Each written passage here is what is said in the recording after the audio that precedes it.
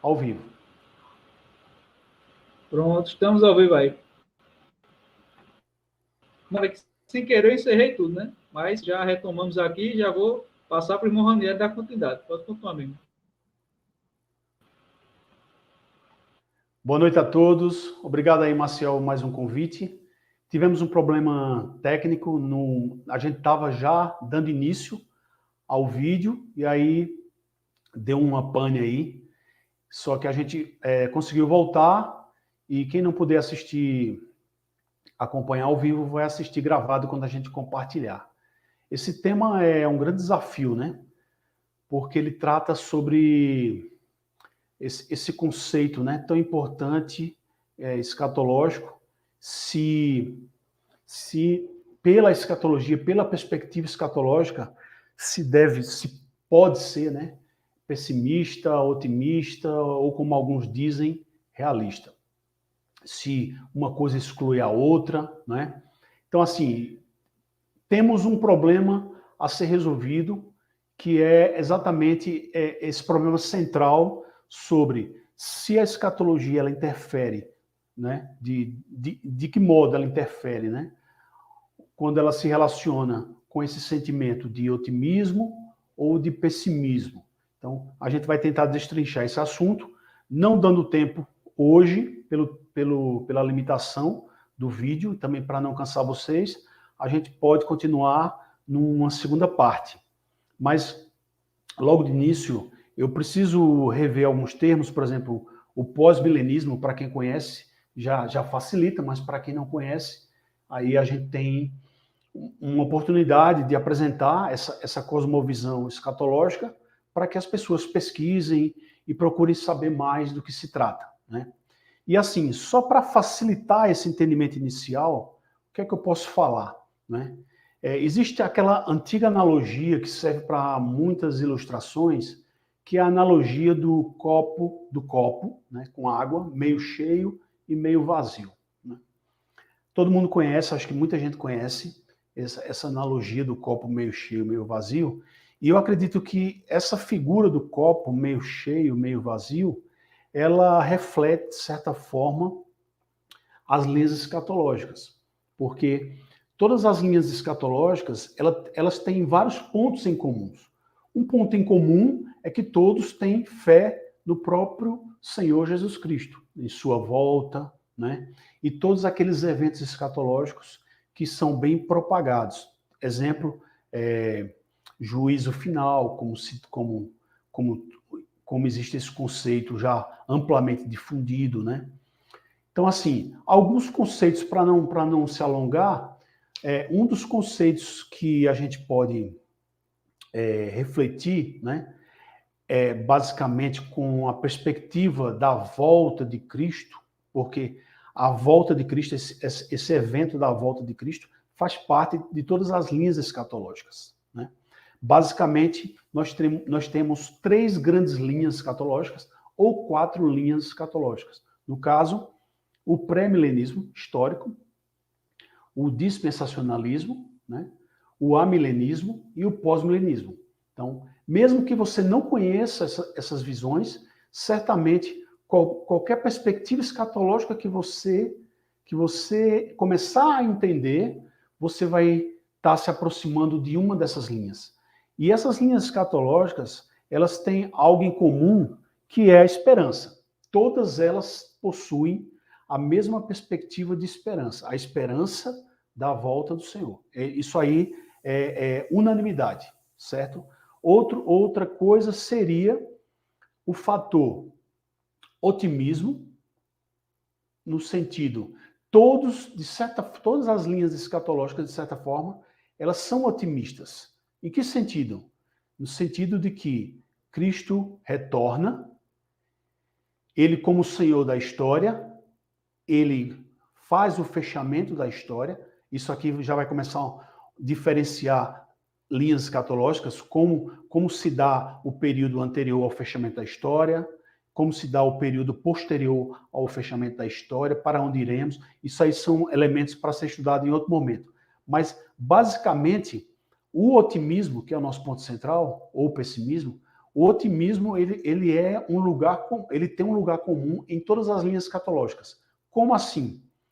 O otimismo ele é fundamental para qualquer escola teológica, porque todos confiam no controle soberano de Cristo sobre a história, sobre a humanidade, sobre o mundo, sobre a história mundial e sobre a igreja. Então, o que ele define como rei está definido. Então, todos têm essa confiança, todos depositam fé nesse Cristo Todo-Poderoso, nesse Cristo Deus, né? E nesse sentido, existe esse otimismo de confiar no Senhor.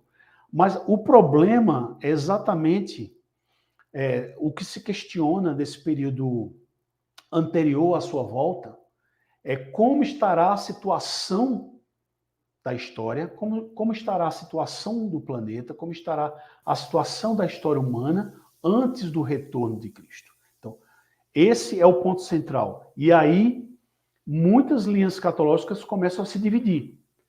A maioria das linhas escatológicas, elas vão pregar que antes da volta de Cristo não há motivos para otimismo histórico, certo? E a única linha escatológica que apregoa o otimismo histórico é exatamente o pós-milenismo. Por isso que o tema central é que a linha escatológica pós-milenista, como ela trata a questão do otimismo histórico, não do otimismo da unanimidade doutrinária de todas as escatologias que concordam que sim, o Senhor é vitorioso, sim, o Senhor vem e ele é vencedor. Não nesse sentido, mas no sentido anterior, na linha do tempo antes da volta de Cristo. Para algumas escolas escatológicas, eles consideram que nesse período as coisas vão de mal a pior.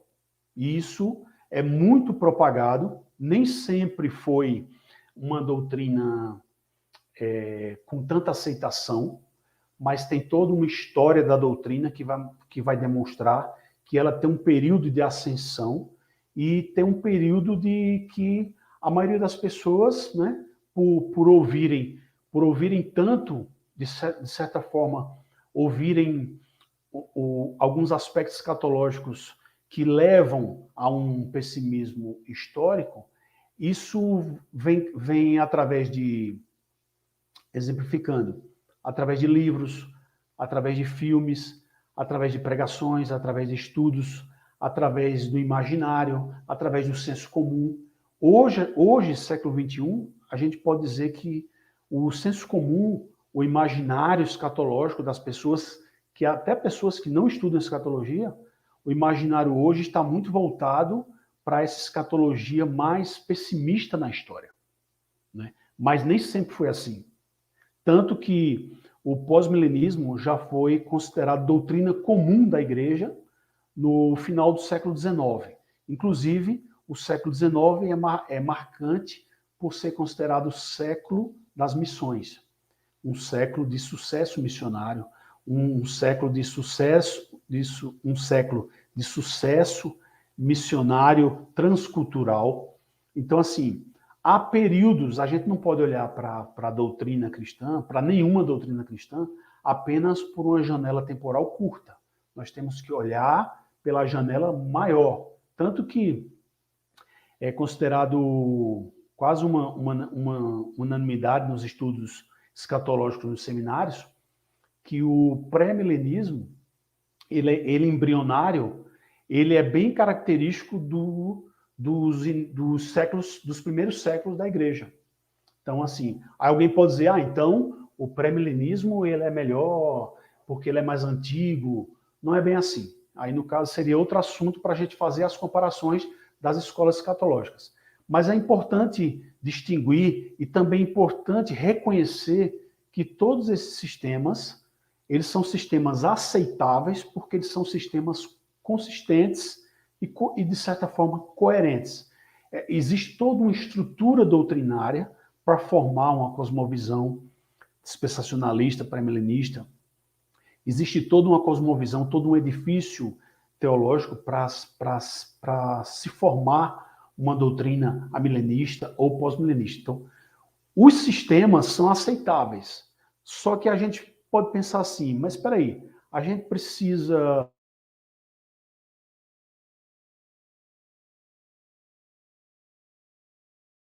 verdadeiros, todos os sistemas são bons, e aí cabe a você, particularmente, estudar, se você quiser levar realmente o assunto mais a sério, se você acha que esse assunto é importante para a vida prática. Então, nesse sentido, você mesmo vai ter que fazer essa caminhada para você tirar a sua própria conclusão. Então, só rapidamente eu fiz um esboço aqui das diferenças escatológicas. E voltando à nossa ilustração do copo meio cheio, meio vazio, por sinal, eu até coloquei um copo aqui, não está parecendo coisa da Universal, né? Para colocar o copo em cima da televisão, para poder orar, mas não é isso não. Isso aqui é para a sede mesmo da live e serve de ilustração, a ilustração do copo meio cheio, meio vazio. Esse copo meio cheio, meio vazio, isso de certa forma faz com que as pessoas, dependendo da sua linha escatológica, ela olhe para as circunstâncias históricas que estão acontecendo no nosso dia a dia e elas digam que o copo está meio vazio. Tipo, existe mais uma perspectiva pessimista de dizer assim, não, olha, não, eu percebo que esse copo está meio vazio. E puxando para uma linha mais otimista, eu diria até otimista, realista, alguém pode até dizer que o realismo está mais ligado ao pessimismo, mas eu puxando mais para o otimismo realista, eu diria que ele está meio cheio. Eu digo que ele está meio cheio, não com base no meu achismo, não com base na minha opinião, mas com base no conceito doutrinário da escatologia pós-milenista. Então, basicamente, a proposta de hoje não é trazer os fundamentos doutrinários da escatologia pós-milenista, mas também não posso deixar de falar alguns pontos fundamentais dessa escatologia. Um dos pontos iniciais que criam os blocos de tijolos que vão construindo esse edifício escatológico, que ele é considerado consistente e coerente, nós temos que partir desde Gênesis, né, com todo aquele conhecimento que tem ali embutido nos primeiros capítulos, que falam sobre o mandato, que falam sobre o domínio. Tudo isso já serve como ponto de partida para o pós-milenismo. E no decorrer dessa doutrina, dessa construção, nós temos que incluir doutrinas fundamentais e doutrinas que são, de certa forma, unânimes na cristandade, que são doutrina da soberania, do senhorio de Deus, ou, no caso, como cristãos, a soberania e o senhorio de Cristo.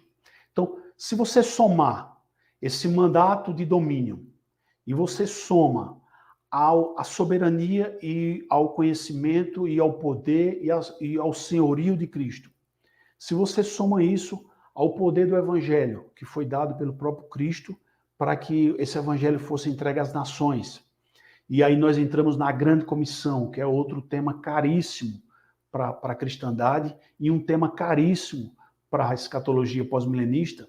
Então, quando você tem esses dois pilares, ou esses tijolos de mandato cultural, de mandato de domínio, e ao mesmo tempo grande comissão, o que nós temos como consequência? Vitória ou derrota? O que nós temos como consequência das promessas do Senhor, com todo o seu poder de enviar e de fazer com que sua igreja, nada pudesse conter a sua igreja, nem as portas do inferno prevaleceriam.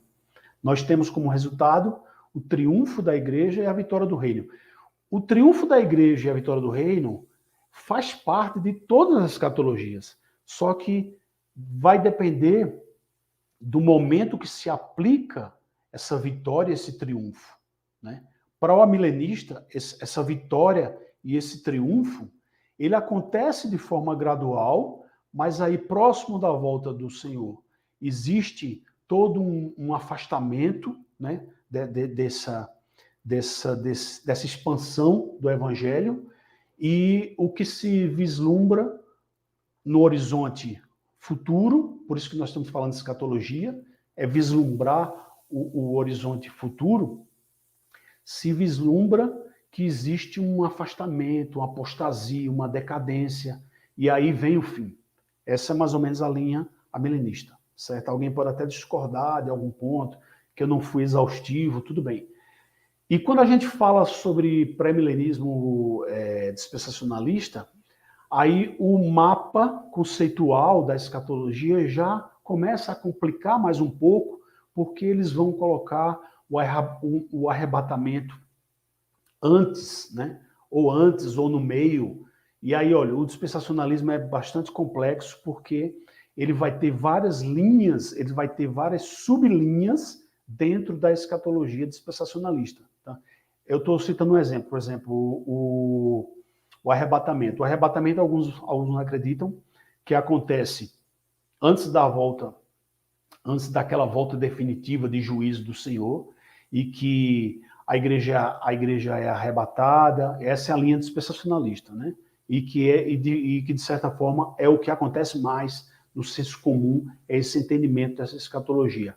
E posteriormente, quando Cristo retorna definitivamente para julgar a sua igreja, ou melhor, para julgar o mundo, julgar os ímpios e reunir sua igreja, né? Fazer a reunião final de sua igreja, aí vem o reino, depois de tudo concluído, aí vem o reino de Cristo por um milênio, ou dentro desse conceito de milênio, de 1000 anos.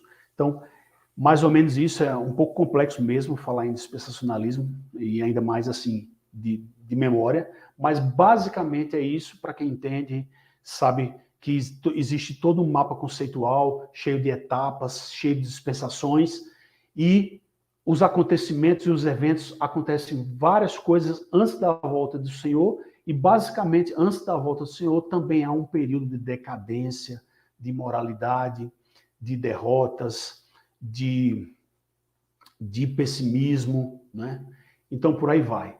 E diferentemente dessas duas visões escatológicas, a milenista e dispensacionalista, no pós-milenismo, existe algumas distinções entre, mesmo dentro da própria linha escatológica pós-milenista, existem aqueles que são mais históricos, existem aqueles que são mais, vou usar um neologismo aqui, existem aqueles que são mais expansionistas, né? E por aí vai. Então, nesse sentido, nós podemos dizer que existe o pós-milenismo clássico, o pós-milenismo histórico e um pós-milenismo que a gente pode chamar de expansionista.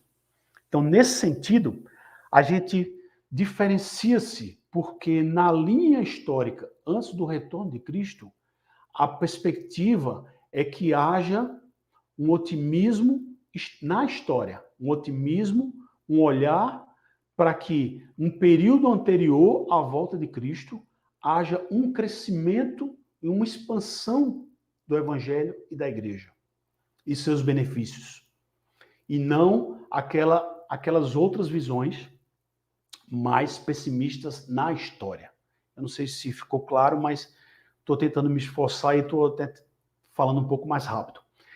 Então, só para recapitular, que a partir do momento que a gente consegue construir um edifício, uma estrutura geral, né, da escatologia pós-milenista, de certa forma, tendo um mapa conceitual, nós precisamos retornar aquelas promessas antigas dadas a Abraão, as promessas transmitidas ao rei Davi, as promessas prometidas aos profetas, as promessas embutidas nos salmos, até chegar no Evangelho. Deu uma travada aqui. Oi? Pronto, voltou. Deu uma okay. travadinha aqui. Não sei se travou o pessoal em casa aí. Eu acredito que ele fica mas foi já no finalzinho, 1 minuto, acho. Só 1 minutinho. Quando estava concluindo Tranquilo. Aí o raciocínio, ele deu uma caída aqui. Tranquilo. Então, assim, pessoal, na escatologia, de forma geral, de forma estrutural, mantendo essa cosmovisão, desde Gênesis, mandado cultural, né, passando por Abraão, passando por Davi, passando pelos profetas, passando pelas parábolas de crescimento, passando pelas promessas de vitória, passando pelas promessas de poder do Evangelho, passando pelas promessas do poder da grande comissão, juntando que Cristo é Senhor da história, que Cristo é soberano, que a terra é do Senhor. Como consequência, nós olhamos para a perspectiva futura e enxergamos a vitória do reino na história. A vitória do reino, no fim de tudo, todas as linhas escatológicas pregam isso. Mas a vitória do reino na história, o triunfo escatológico, o triunfo da igreja acontece com base nessas promessas e nessa linha do tempo. Não é? Por isso que, quando a gente volta para a analogia do copo, o copo ele está meio cheio e não meio vazio, certo? Então, assim, o problema do pessimismo escatológico, eu quero resumir, e talvez poucas pessoas entraram ainda nesse assunto, e eu vou talvez só dar início a esse assunto, né? Que até conversando com alguns irmãos sobre esse tema, irmãos que querem se aprofundar mais nesse assunto, e talvez até desenvolver pregações ou desenvolver livros, né? Desenvolver estudos. E assim, basicamente, quando a gente olha para esse tema de otimismo na história, que fique bem claro, pessoal, otimismo na história, né? Vitória do reino na história, não na volta do Senhor, não na eternidade, mas um momento antes. Isso é o que diferencia o pós-milenismo. Esse problema do pessimismo escatológico, que de fato, ele faz parte das linhas dispensacionalistas, faz parte sim, mesmo que alguém negue, não, nós não somos pessimistas. Sim, porque na linha dispensacionalista haverá um tempo que nem o Espírito Santo habita mais na Terra. Aí alguém vai dizer, não, mas isso aí é para aqueles que acreditam na tribulação antes, não é no meio e tem a tribulação no final. Ranieri, Mesmo assim, em algum momento vai se encaixar esse pessimismo. No amilenismo é a mesma coisa. Porque Ranieri, se existe... Opa! tá me ouvindo? Não, só Tô para ouvindo. fazer uma pergunta, desculpa interromper, e já aí tu pode dar continuidade ao teu raciocínio, que vai ser nessa mesma inteirinha. Eu lembrei agora do livro do Rushdon, né, O Plano de Deus para a Vitória, onde o Rushdon vai justamente vai trabalhar essa questão do pietismo, né? Vamos logo distinguir aqui o pietismo da piedade, né? Inclusive, eu nem gosto muito desse termo, eu prefiro o termo que outro autor dá, que é a ideia do privativismo, né? Que é essa ideia de que a igreja é como se fosse a arca de Noé, tem que salvar quem dá na arca e deixa o mundo afundar no dilúvio, né?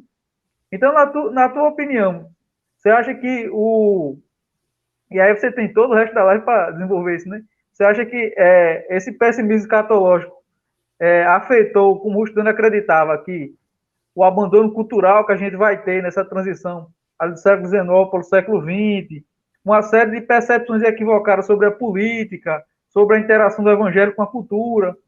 Então, fique à vontade, desculpa aí ter interrompido, né? Só me lembrei Não, desse insight, tranquilo. né? Então, o Muito Rustano chama bom, isso muito de bom. pietismo, né? Não, muito Distinguindo bom. aqui de piedade, que é uma coisa boa. Piedade é a vida cristã, mas o pietismo é justamente essa ideia de ver a igreja como uma espécie de monastério, onde você, estando lá, você abandona o mundo. E a igreja não tem preocupação de transformação cultural, mas é uma ideia isolacionista, né? A igreja vive isolada do mundo. Sim, E, sim. como a arca de Noé, só se preocupa em salvar quem dá. Sim, sim. Esse termo aí que você falou, Marcel, ele está muito relacionado a um conceito que alguns chamam de escapismo. Esse refúgio e esse escapismo de achar que o mundo é como se fosse a arca, como você falou, e alguns estão ali e o resto que fica numa situação bem complicada. Alguns já fizeram uma ilustração mais moderna falando sobre a visão escatológica como se o mundo fosse um Titanic afundando. E um Titanic afundando, ninguém vai se preocupar em dar polimento no casco. E sim vai se preocupar em sobreviver, né, de todas as formas. Agora vamos imaginar que isso seja um naufrágio lento ao decorrer dos séculos, ao decorrer das décadas, né? ao decorrer dos milênios, talvez, e aí alguns podem pensar que a tendência é exatamente essa curva que entra em declínio. Essa curva que entra em declínio faz com que muitos tenham essa atitude de refúgio, de monastério, de escapismo, e não queira se envolver com os problemas exteriores, com os problemas circunstanciais, com os problemas do mundo. Né? Essa é uma visão que, de fato, o pietismo contribui para que aconteça isso, não a piedade. A piedade é genuíno, né? A piedade é algo genuíno, é algo que deve ser buscado, é algo que parte do indivíduo, né? Profundamente, né? da nossa alma, uma relação vertical com Deus, que está relacionada à adoração, está relacionado às orações, tudo isso. Então, nesse sentido, até esse estudo ele vai exatamente se aprofundar nisso, em falar que a escatologia ela vai afetar exatamente, ela pode afetar até nossas orações. O pessimismo escatológico ele pode afetar nossas orações, ele pode afetar nossa adoração, pode afetar a cultura de forma a afetar o imaginário de livros, de imagens, de filmes, afetar letras de hino, afetar letras de música e por aí vai. Então, assim, basicamente, a gente tem que visualizar que toda linha escatológica, se a gente fosse fazer um gráfico, ele é uma linha que ou ela é ascendente ou é descendente. As linhas escatológicas pessimistas, elas são descendentes. E as linhas escatológicas, e a linha escatológica pós-milenista, que crê na vitória do reino, do triunfo da igreja na história, é uma linha ascendente. Só que não é uma linha ascendente, e nem a outra linha oposta não é uma linha descendente perfeita. Não é uma linha que um desenhista fez uma linha perfeita, uma curva para cima, e uma linha perfeita com a curva para baixo. Há sempre altos e baixos na história. Nós temos a história dos avivamentos, nós temos a história das reformas, nós temos a história até voltando à antiguidade, da redenção de um povo que estava subjugado, que estava escravizado, de repente passou para outro nível, um nível de mais liberdade, um nível de mais relacionamento com Deus. Então, há toda uma oscilação de linha na história. Agora, essa oscilação de linha na história, ela é ou ascendente ou descendente.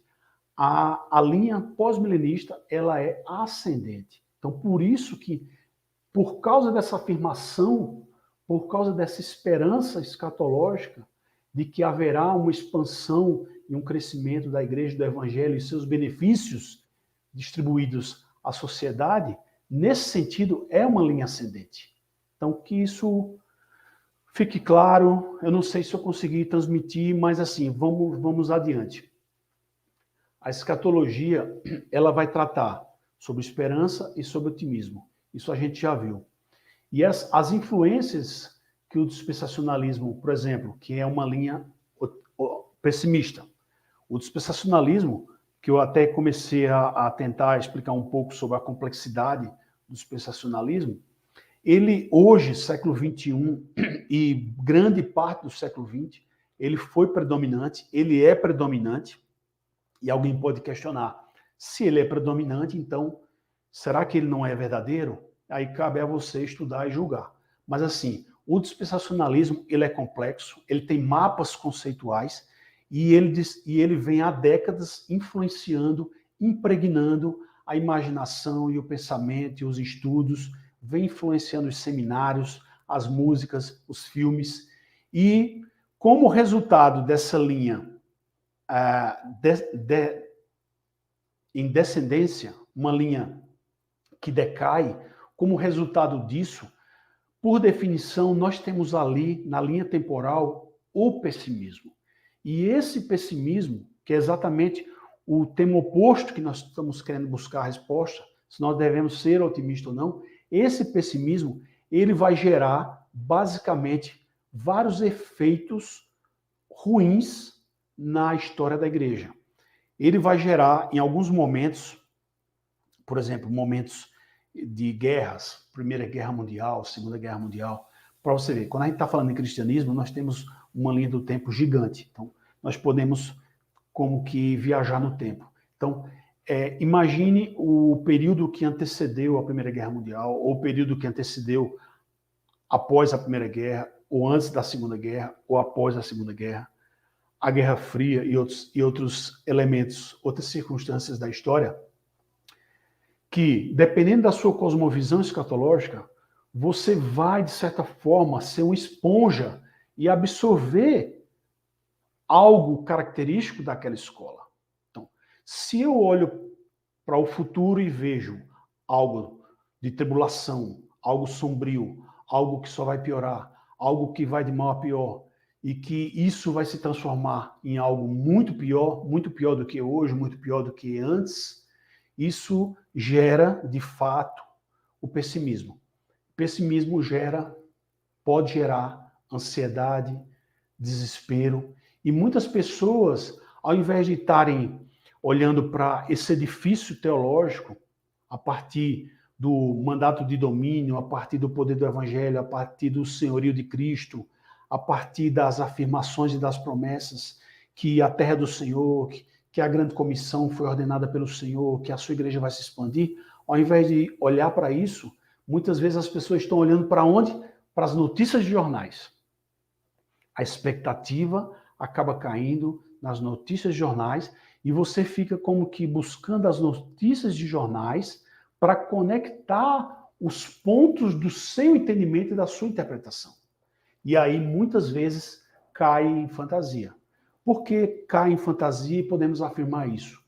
Porque ao longo do século XX e agora no século XXI, dentro dessa expectativa, dessa ansiedade, dessa falta de esperança, desse desespero, desse pessimismo do escatológico, do dispensacionalismo, chegaram a achar que o fim estava próximo, que o anticristo iria surgir na virada do milênio.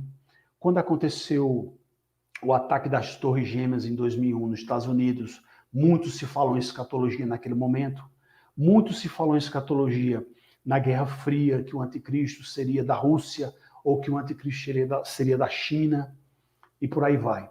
Muitos também se falou, dentro da história das escatologias, da história da cristandade, no período da guerra, que o próprio Hitler seria o anticristo, na Primeira Guerra, outra figura, antes das duas guerras mundiais do século XX, alguns apontavam Napoleão Bonaparte como o anticristo, e por aí vai. E nada disso se concretizou, e nada disso era verdade. Então, o que foi alimentado um pacote de fantasia, de expectativa, de pessimismo, e que isso vai gerar, né, além de uma influência cultural, vai gerar efeitos, vamos chamar assim, de efeitos colaterais na história da igreja, ou na história do cristão individualmente. Então, se o cristão individualmente, a sua visão, a sua expectativa é negativa, muitas vezes ele nem percebe, mas ao buscar notícias de jornais para justificar a sua cosmovisão, ele está negando, de fato, na prática, a autoridade bíblica. Então, isso aqui é um efeito de negar a história, o desenrolar da história, juntamente com essas promessas de domínio na história, de vitória do reino. Quando não se olha para essas promessas, né, que são reveladas como fundamentação da doutrina, nós temos desde Abraão e seus descendentes, e ao longo da história até chegar no próprio Cristo, e ele reforça essas promessas, a pessoa perde de vista a autoridade bíblica, ela deixa de lado o sola escritura, que é um dos solas da Reforma Protestante, deixa de lado a autoridade e a suficiência das escrituras e fica mais conectado às notícias circunstanciais. Então, o cristão que fica preso nessa bolha de notícias circunstanciais, de fato, ele não tem perspectiva alguma futura de otimismo. Ele sempre vai olhar para a história e vai dizer, olha aí, isso aqui está acontecendo porque isso aqui é o fim. olha, isso aqui está acontecendo porque isso é uma mudança que antecede a volta do Senhor, que vai ter o aparecimento do anticristo e por aí vai. Então, assim, essas mudanças, esses acontecimentos externos, eles acabam servindo de guia. E não é para servir de guia. O que é para servir de guia para o cristão é a palavra, é a autoridade bíblica. Essa autoridade bíblica, nós cremos e devemos confiar e não devemos balançar, não devemos nos desviar pela fé. Pela fé, nós temos que crer que aquele que prometeu a grande comissão, aquele que prometeu que estaria conosco na grande comissão, ele vai cumprir. Que ele é infalível, que ele é todo-poderoso, e que a própria palavra tem poder, e que a palavra irá alcançar todos os eleitos. Então, nesse sentido, nós olhamos diferente, nós olhamos para o copo, né? Nós olhamos para o copo meio cheio, e não o copo meio vazio. Então, esses fatores de linhas escatológicas, otimistas e pessimistas, afetam a oração, a adoração, afeta a cultura, afeta a motivação para planejar. Eu já ouvi casos que outras pessoas podem até confirmar, que pessoas, ao passarem bastante tempo ouvindo doutrinamento dentro de igreja sobre futuro sombrio, tribulacionista, que tudo vai piorar, as pessoas acabam tendo reações de não planejar mais sua vida como uma pessoa normal. Então, você afeta a motivação correta para planejar. Você vai planejar sua vida conjugal, sua vida familiar, sua vida de negócios, enfim, né? Como você vai planejar isso se você está recebendo uma interferência tão negativa e tão pessimista que você tem até medo de formar uma família? Você tem até medo de formar uma família e ter filhos. Você tem até medo de fazer negócios, porque é como se você só ouve aquelas coisas terríveis, que vai existir a marca da besta, e que você só vai comprar e vender se você tiver um chip instalado na testa ou no braço, sei lá onde for. Então, assim, esse tipo de entendimento vai afetar, e vai afetar principalmente os mais jovens. Então, eu tenho esperança que muitos jovens já não vão mais seguir, já não estão seguindo mais essas doutrinas escatológicas, tribulacionistas, dispensacionalistas. Eu creio que tenho essa esperança de que próxima geração já teremos pessoas com um entendimento mais amplo, até pela distribuição, pela expansão do conhecimento através do mundo digital. A facilidade que temos de acesso ao conhecimento vai fazer com que muitos retornem a esse otimismo histórico através da doutrina pós-milenista. A doutrina pós-milenista, ela já foi doutrina comum da igreja no século XIX. Então, não é impossível retornar. Então, muitas pessoas boas, pessoas bem-intencionadas, pessoas até mais preparadas, mais estudiosas, muitas vezes elas não querem se envolver com certos aspectos do mundo, porque ela diz que o mundo só vai de mal a pior e que o inimigo, ele domina o mundo, o que contrariando o que a própria Escritura diz, que a terra é do Senhor. Aí muitos vão colocar esse senhorio sobre a terra ao inimigo.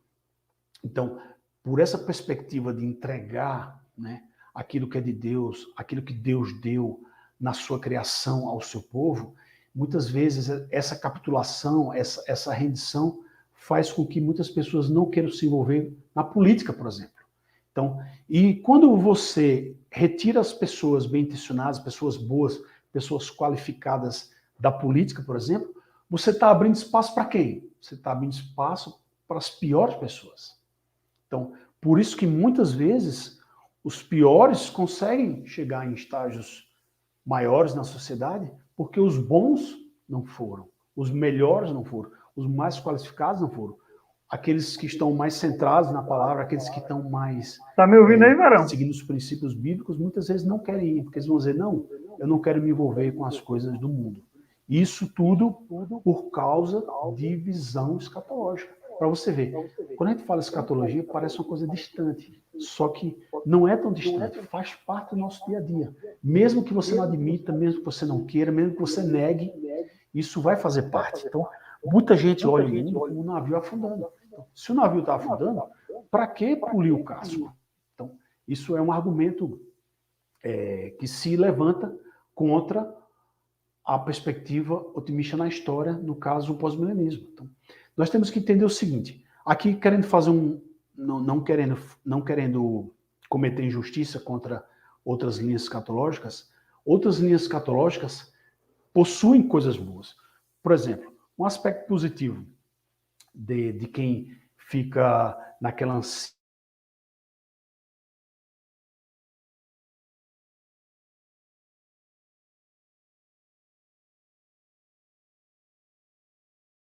que caiu de novo a internet, está voltando agora.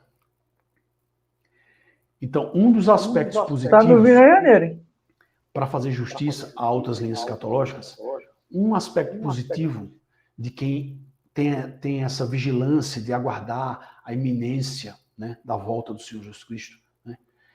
Um dos aspectos positivos é que essas pessoas estarão mais voltadas ao serviço. Eles dizem que a gente não pode tirar o foco da obra, que a gente não pode, né? Como diz a própria Bíblia, que a gente não pode olhar para trás, quem está com a mão no arado não olha mais para trás, né? E que o servo tem que ser vigilante, porque a qualquer momento o Senhor pode voltar. Essa perspectiva, de certa forma, traz esse aspecto positivo. Mas, ao mesmo tempo, o aspecto iminente escatológico não é exatamente a volta do Senhor. A volta do Senhor é importante, tem o seu momento, e a depender da linha escatológica, ela vai acontecer num período ou no outro dessa linha escatológica. Mas o aspecto mais iminente que existe na escatologia é a escatologia individual, que é o aspecto, né, escatológico mais forte e mais presente, que é a morte de cada um. Então, o aspecto, essa verdade, né, de que todos nós somos mortais e que alguns terão vidas mais longas, outros terão vidas mais curtas, e que é um aspecto que pode chegar em qualquer momento da vida, seja em qualquer fase da vida. Então, nesse sentido, que é até um assunto tabu, um assunto que muitos não gostam de tratar, mas o aspecto, esse assunto escatológico mais forte e mais presente é exatamente a morte. A morte é exatamente esse aspecto escatológico mais forte que existe e mais iminente. E muitas vezes as pessoas não se preocupam com isso. E muitas vezes colocam um foco distorcido, né, como que buscando sinais nas notícias de jornais para a volta iminente do Senhor, quando na verdade a coisa mais iminente é a própria morte. Então, muitos esquecem, perdem de vista a eternidade. Isso é um aspecto escatológico. Nós estamos ainda continuando dentro do assunto escatológico. Muitos esquecem da eternidade e vivem, como a própria Bíblia diz, né? As pessoas vivem como tolos, como loucos, né? Bebamos e morramos, porque amanhã morreremos. E aquela filosofia prática, né? De vida louca, entre aspas, de niilismo, né? Então, assim, nesse sentido, essas pessoas que dizem assim, não há vida eterna, o que há a vida é o momento agora, né? E muitas pessoas desse pensamento, elas esquecem dessa verdade escatológica, da eternidade, do juízo, e vivem de forma absoluta, como quem tivesse num avião em queda, né? Então, assim, esse entendimento, essa iminência, esse assunto, né, esse aspecto escatológico da morte, ele tem que ser bem direcionado e deve ser bem entendido para que a gente busque esse entendimento correto e dê a ênfase correta à volta do Senhor. A ênfase correta à volta do Senhor é que a gente deve viver cada dia como que na presença de Deus, né? Como se a gente tivesse... Nós, de fato, estamos sempre na presença de Deus, mas no sentido consciente de em tudo que realizamos no dia a dia, em nossas vidas, nós tenhamos essa mentalidade de presença, que estamos na presença de Deus. Então, essa mudança de estar na presença de Deus, somado ao entendimento correto de dar toda a glória a Ele, esses dois pilares, que no latim chama coram Deo e soli Deo gloria, a partir do momento que você tem essa consciência, que você está na presença constante, 24 horas na presença de Deus, e ao mesmo tempo você busca a glória de Deus, esses dois pilares fazem com que você tenha o entendimento correto para esperar a volta do Senhor. E não aquelas loucuras, dizer assim, como aqui abrindo um parênteses, algumas pessoas que enfatizam tanto a iminência da volta do Senhor que tomam banho de roupa. Parece brincadeira, né? Mas tem igreja que as pessoas praticam isso. Ou dormem de roupa. Por quê? Se acontecer a volta do Senhor, se acontecer o arrebatamento, essas pessoas não vão estar despreparadas. Isso parece engraçado, mas é verdade. Então, qual o entendimento correto para isso? Coram Deo, soli Deo gloria. A consciência de estar na presença de Deus todo o tempo, que muitas vezes falhamos nisso, somos muito falhos e pecadores, mas ao mesmo tempo nós reconhecemos sua graça e damos glória a Ele. Então estamos sempre nesse sentido de crescimento e amadurecimento na vida cristã.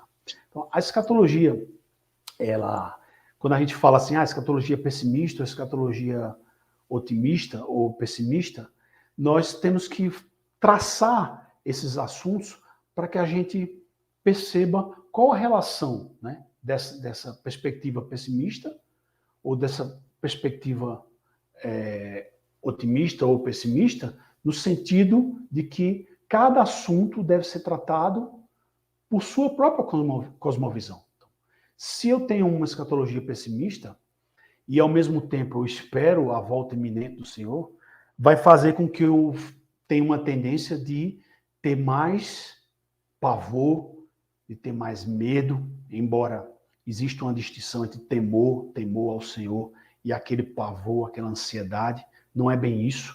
Pelo contrário, Cristo nos quer dar paz. Ele promete paz, ele promete alegria, são frutos do Espírito. Então, nesse sentido, a perspectiva, sendo pessimista ou sendo otimista, ela vai sempre intercalar com todos esses assuntos, e um desses assuntos é a volta do Senhor. Então, eu vou me prolongar mais um pouco, peço permissão para depois tentar continuar em outro dia, mas eu preciso entrar nesse assunto agora, que é exatamente que a perspectiva otimista ou a perspectiva pessimista, ela vai afetar, Tá uma me das ouvindo aí, coisas que ela Aniele? vai afetar é a interpretação bíblica. Então, por exemplo, uma das coisas fundamentais é que ela afeta a interpretação bíblica, principalmente quando a Bíblia foca nas promessas. E quando a Bíblia foca nas promessas e ela tem a credibilidade, a própria promessa tem a credibilidade, a própria palavra tem a credibilidade. Então, a partir do momento, dependendo da perspectiva otimista ou pessimista, nós vamos ter um resultado diferente ao interpretar a Bíblia. Nós vamos afetar a interpretação da Bíblia. De que forma? Por exemplo,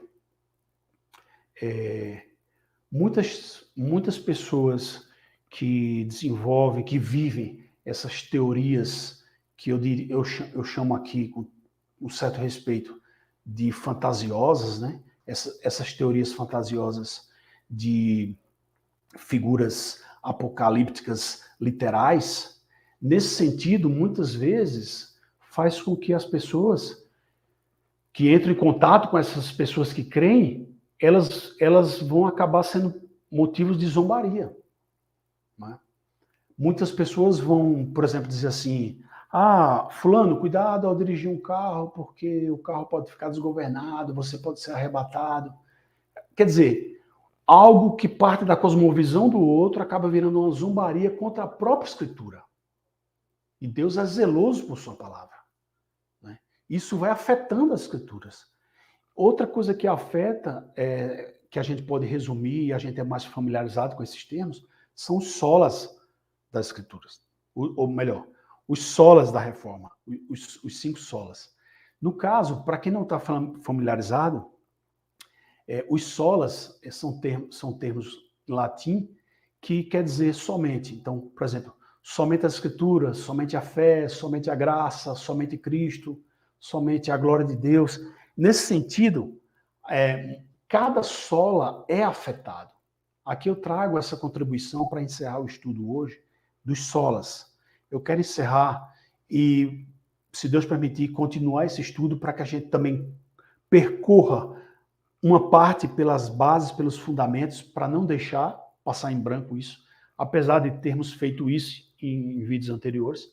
Mas, por exemplo, só para a gente partir para um encerramento, eu quero trazer que essa perspectiva, sendo negativa, sendo pessimista, ela vai afetar, sim, o entendimento dos solas, certo? Isso serve de contribuição para que vocês possam depois aprofundar. Mas, por exemplo, quando a gente fala só as Escrituras, somente as Escrituras, só como exemplo, nós temos nesse entendimento só as Escrituras, somente as Escrituras, que ela é suficiente final, que essa doutrina, nós podemos extrair dela, né, dessa verdade de somente as Escrituras, verdades que deixam de lado certas tradições, certas fantasias, certas invencionices. Nós queremos, nós devemos buscar esse zelo de querer crer somente no que está escrito, nas Escrituras. E o que tem nas Escrituras? Nós temos promessas. Nós temos promessas de multiplicação, de expansão da igreja, promessas da grande comissão, promessas de milagres, promessas de profecias, promessas de abundâncias. Não estamos aqui querendo discutir sobre teologias da prosperidade, se está certo ou se está não, se não está. Mas sim afirmar que quando nós olhamos para só as Escrituras, quando nós afirmamos somente as Escrituras, nós temos que entender que tudo que ela promete é a palavra final. Suas promessas são suficientes sobre aquele assunto. As promessas dadas a Abraão de que haveria uma multiplicação de multidão de povos incontáveis como a estrela do mar, ou como como as estrelas do céu e a areia do mar. Nesse sentido, nesse entendimento de abundância, de multiplicação, é nisso que nós devemos crer. Então, como encaixar a crença nessas promessas de multiplicação abundante com uma derrota na história, uma derrota do reino na história, uma derrota da igreja na história, no final da história, de forma fatal? Como conciliar isso? Como? Então, são essas questões que fazem que você vá para um lado ou vá para o outro na escatologia. Então, se alguém diz assim, olha, eu creio nisso, eu creio que o anticristo é fulano de tal, um político tal, é o político da China, o político da Rússia, é o rei não sei de onde, é o rei não sei de outro lugar. Espera aí. O que vai te convencer? É o que ele acha das notícias de jornais ou o que as Escrituras diz? O que o próprio Cristo diz? Que ele tem soberania e senhorio sobre a história, que existe todas essas promessas de conquista. Em quem devemos crer? Aí partimos para somente a fé. Somente a fé. Pela fé nós recebemos salvação, cura, abundância, o Espírito Santo, os dons do Espírito Santo, os talentos. Então, o apóstolo Paulo, quando escreveu que Deus deu às pessoas o Espírito Santo e operou milagres entre elas, é porque eles acreditavam no que ouviam. Então, é a fé. Onde deve estar a nossa fé? Nas notícias de jornais ou nas Escrituras? Aí conectamos somente a fé com só as Escrituras, somente as Escrituras. Jesus disse que quem crê nele pode realizar milagres. Quem crê nele deve obedecer a ordem da grande comissão de levar sua palavra para todos os lugares da terra, né? E que milagres maiores aconteceriam, e multiplicações iriam acontecer, né? Passagens relacionadas à fé, que milagres são realizados de tantas formas. Então, assim, como devemos crer nesse sentido? Somente a fé, somente a palavra, somente a graça. Aqui eu estou usando como uma ilustração um texto do Vicente Young, que ele fala sobre os solas, e eu vi nesse texto uma aplicação para trazer para essas promessas de triunfo da igreja.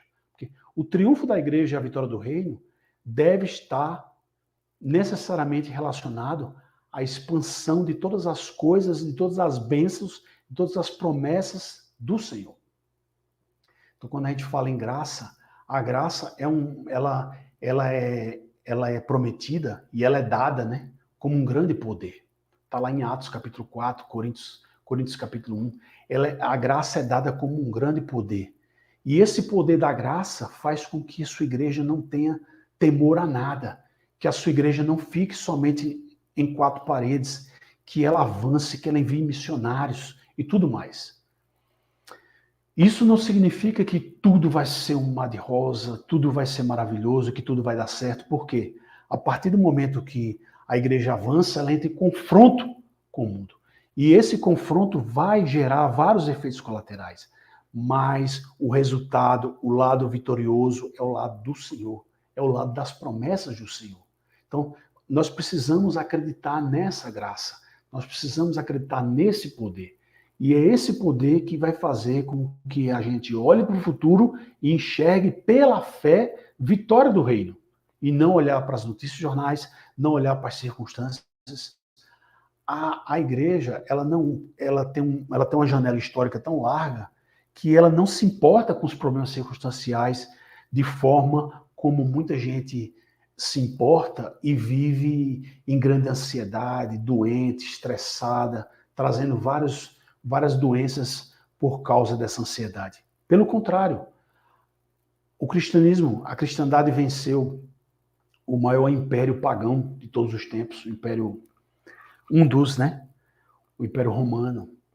Venceu invasões islâmicas, confrontos islâmicos. Venceu e perdeu territórios. Ganhou e perdeu territórios no norte da África e em outros territórios. Ganhou em outros, né?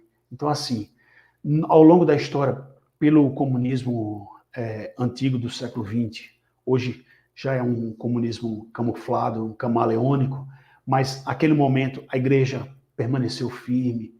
A igreja permaneceu firme após tantas perseguições. Então, assim, se a gente olha por circunstancial e se desespera, é porque sua cosmovisão escatológica já está contaminada. Mas a partir do momento que você busca o entendimento correto de que sua escatologia vai afetar o seu entendimento de interpretação das Escrituras, o seu entendimento de fé, o seu entendimento de graça. Aqui, continuando, o entendimento de somente Cristo.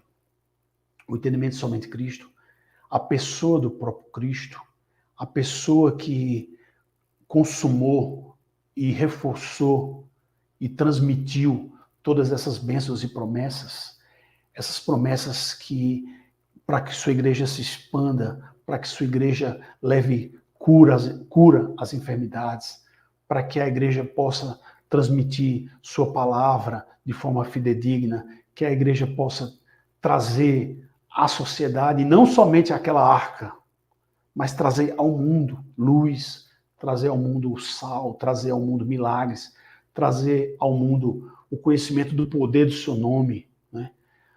O avanço da igreja pelo poder santificador do Espírito Santo, pelos sinais de batismo do Espírito Santo, né? Pelos dons e talentos que o Espírito Santo pode trazer a cada um para que sua igreja se expanda através de profecias, através de poderes milagrosos.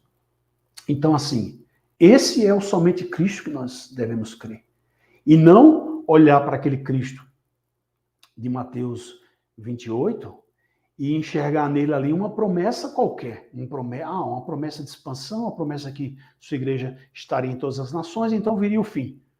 Calma, quem é a partir somente das Escrituras, a partir da fé, quem é esse Cristo que nós conhecemos?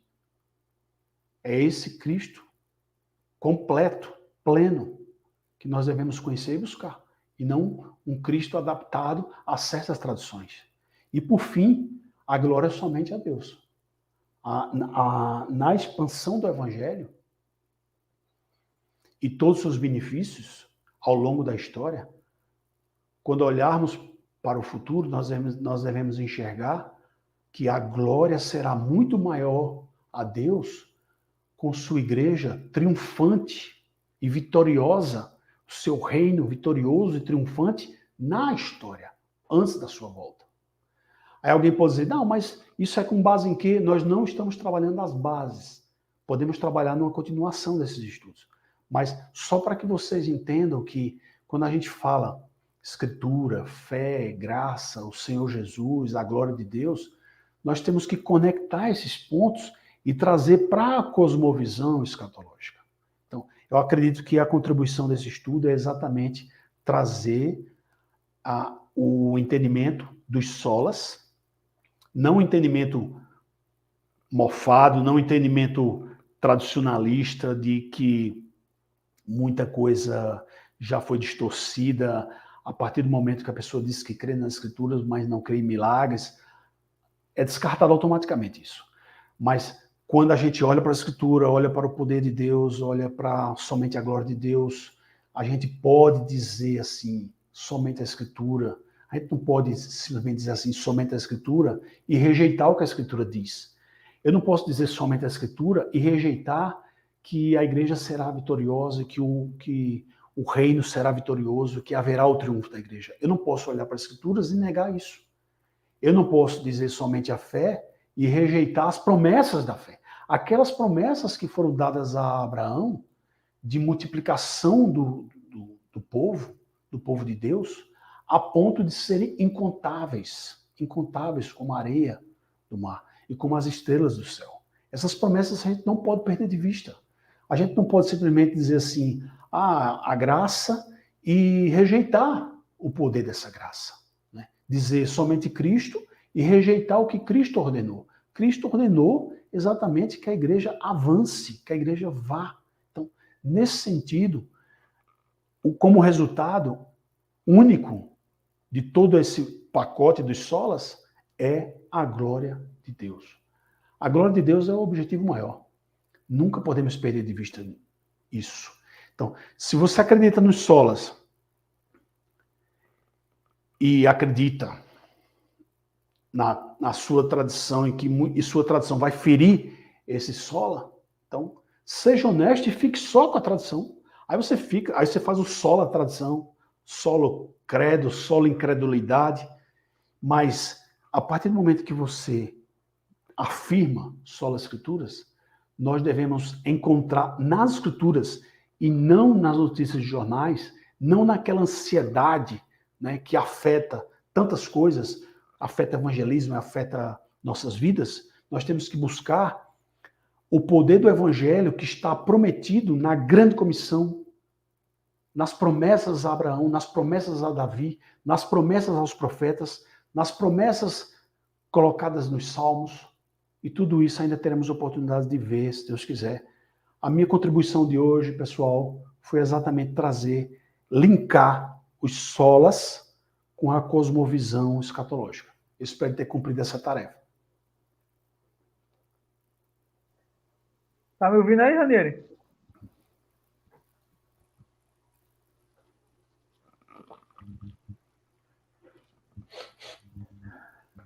Tá me ouvindo aí, Varão? Eu achei que tinha passado muito mais de 1 hora. Quer dizer, passou 1 hora e 4 minutos.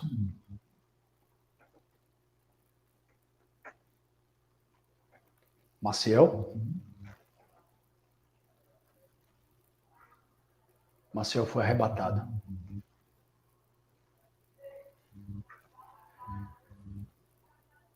Então, irmãos, nós teremos outra oportunidade de continuar esse estudo. Se vocês ficaram conosco até agora, se vocês vão assistir e se interessar mais pelo tema, eu prometo que no próximo estudo, eu vou até marcar aqui o ponto, que vão deixar algumas interrogações no ar, porque esse assunto não foi exaustivo, mas, por exemplo, alguém pode questionar, mas espera aí, e os sinais de terremotos, tsunamis, guerras, terrorismo, mudanças culturais antibíblicas, perseguições contra a fé cristã? Tá me ouvindo aí, Ranieri? Recentemente tá rodando um vídeo aí, né, que uma mulher, acho que foi, não sei se foi na Inglaterra ou se foi no Canadá, ela foi proibida de orar em silêncio de frente a uma clínica de aborto. E os símbolos cristãos são retirados, a Bíblia é retirada, os crucifixos são retirados. Tá me ouvindo? É proibido orar Ranieri? orações cristãs na escola, espaço público. Como sustentar essa perspectiva otimista sobre o futuro com todo esse pacote Tá me ouvindo, negativo? Ranieri? Então, isso fica para um próximo estudo. Prometo a vocês.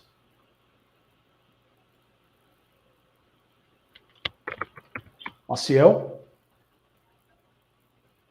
Tá me ouvindo, Ranieri? Ele achou que eu ia para 1h30, ele achou que eu ia para 2 horas. Claro, Continua mais 10 minutos? O áudio não tá pegando aqui. Não sei.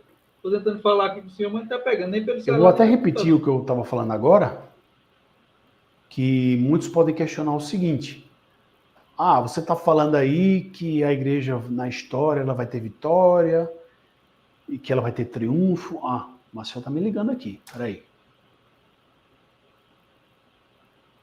Opa, Maciel. Por algum motivo, cara, eu acho que não tá pegando o áudio, não. Não sei o que está acontecendo, mas o áudio não tá pegando, não. Em nenhum momento? Não, eu já tentei entrar para o celular, eu vou ficar tentando entrar, mas o senhor pode finalizar aí. Quando o senhor finalizar, eu finalizo a live. Ok, entendi. Vou tentar entrar mais uma vez, mas acho que é algum problema na internet. Aí o áudio não está pegando, mas o senhor pode terminar aí e finalizar a live. Eu vou explicar aqui. Pessoal, o Maciel teve um problema de áudio, mas assim que eu encerrar aqui, ele encerra, eu dou tchau a todos vocês, tá certo? Então, só para concluir, e que eu vou deixar para o próximo estudo, para que a gente possa tentar entender como sustentar uma perspectiva otimista sobre o futuro, como conciliar as promessas e o efeito do evangelho, né, na história, como manter uma esperança pós-milenista, como manter essa visão, né, cristã de otimismo, havendo terremotos, tsunamis, guerras, mudanças culturais antibíblicas, perseguições cristãs, proibições aos símbolos e todo o contexto cristão, né? Como sustentar isso dentro de uma perspectiva otimista? Fica para o próximo estudo. Agradeço aí a paciência de cada um.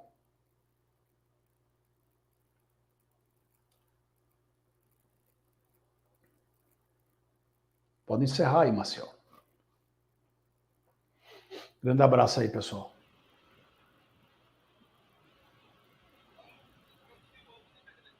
Daniel, o pessoal disse a mim que tá ouvindo bem. Acho que é um problema entre mim. Tá com algum problema no teu áudio, não? Vocês estão me ouvindo aí? Alguém confirme, por favor, só para a gente finalizar. Vou falar rapidamente aqui nossas próximas lives. Não sei se tem algum problema no áudio de Ranieri.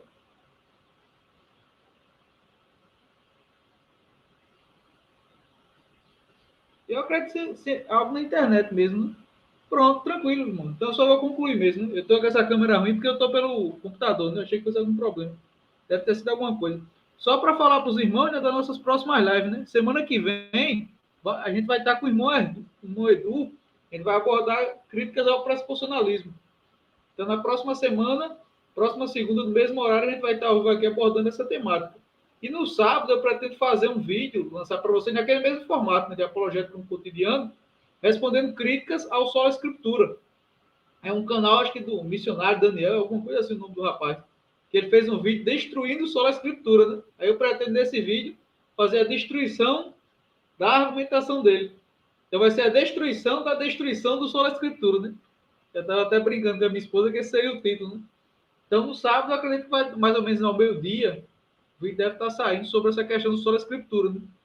E na próxima semana a gente volta com o irmão Edu abordando a questão das críticas ao pressuposicionalismo, né? O irmão Ranieri também vai voltar, né? Eu já estava conversando com ele, daqui a pouco eu saio, eu vou falar com ele no chat, para mês que vem a gente fazer outra live, que será a parte 2 dessa live, né?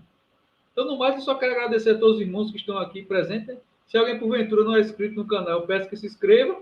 Se alguém, porventura, quiser ajudar o Instituto, na descrição do canal tem o Pix, né? Então, você vai ajudar a gente a comprar câmera melhor, ajudar tradução de livro, tradução de vídeo, né? Que a gente não faz a tradução, a gente paga para o irmão fazer a tradução desses vídeos e vai ajudar a comprar mais livro também, né? Para poder estar estudando e passando para vocês material de qualidade. Então, no mais, meu irmão, Deus abençoe a todos e até próxima semana. Ou até o sábado, né? Até o sábado vai ser o vídeo. Até o sábado. Fiquem com Deus.